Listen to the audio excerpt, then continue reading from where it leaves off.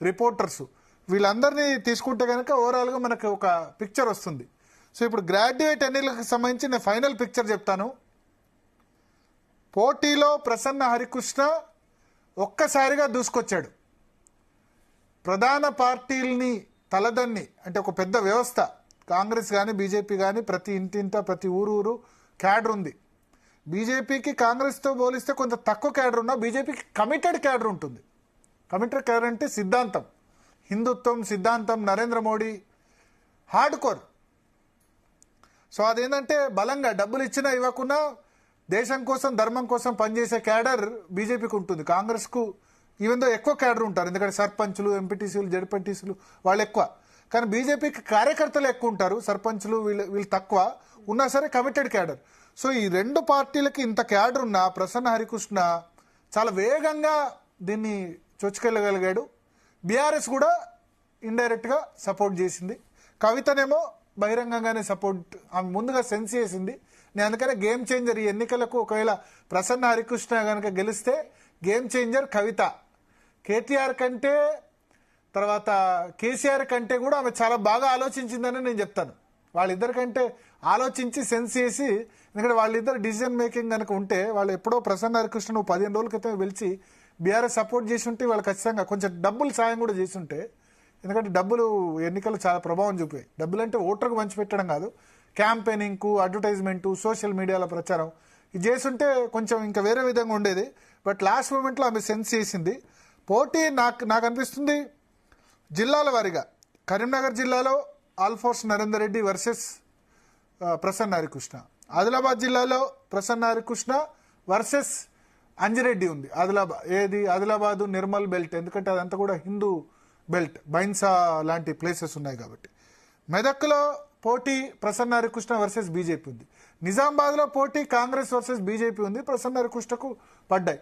So triangle contest ఖచ్చితంగా చెప్పలేం. ఖచ్చితంగా సెకండ్ ప్రయారిటీ వెళ్తుంది. ఫస్ట్ ప్రయారిటీ అంటే 50% ఫస్ట్ ప్రయారిటీ ఓట్లు రావాలి.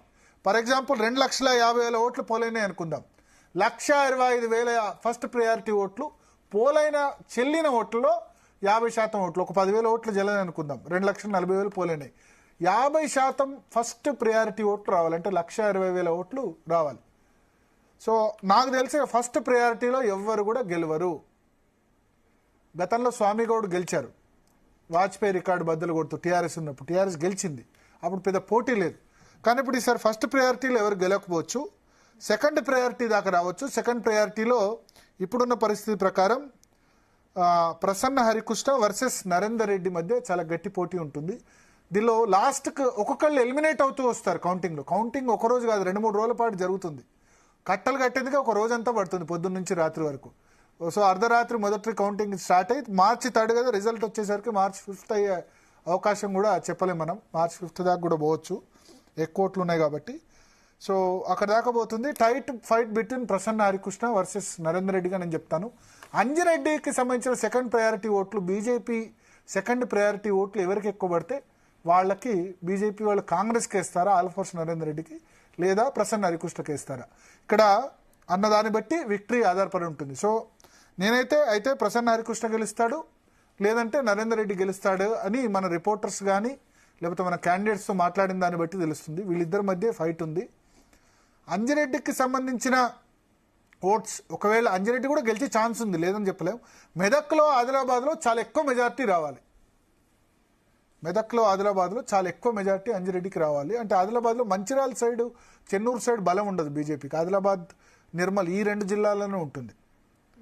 మంచిర్యాల జిల్లాలో బలం ఉండదు. అట్లాగే సంగారెడ్డి వైపు కొంత బలం ఉంది. నిజామాబాద్లో కామారెడ్డి వైపు కొంత బలం ఉన్నట్టుగా మన రిపోర్ట్ ప్రకారం తెలుస్తుంది.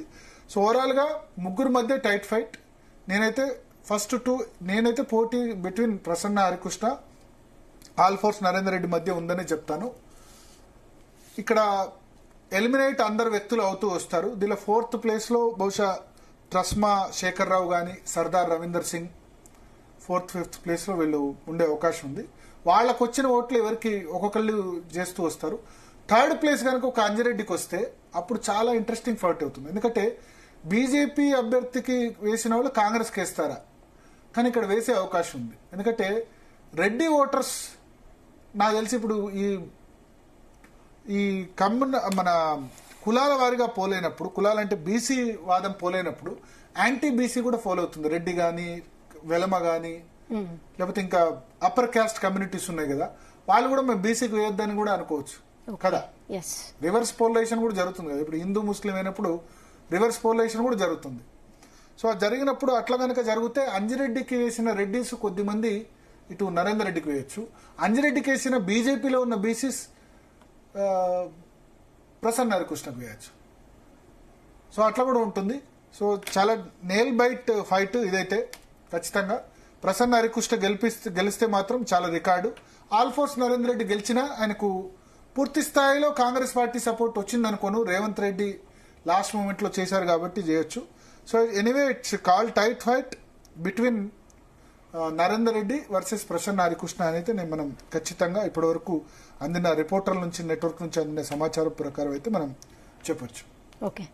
సో జనరల్ గా అనాలిసిస్ అంటే ఒక హాఫ్ అన్ అవర్ 40 minutes చేస్తారు. 2 hours కి పైగా మీరు చేసి చాలా డీప్